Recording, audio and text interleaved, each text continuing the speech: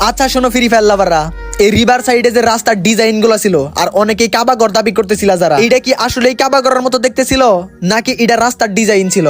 এখন তো এটা গেম থেকে উড়াই দেওয়া হয়েছে, একটু বইলা যাও তো সবাই কমেন্ট বক্সে। ও আর হ্যাঁ, কিছু প্লেয়ার দাবি করতেছে তারা ভিডিও বানানোর জন্য নাকি এটা রিমুভ করে দেওয়া হয়েছে।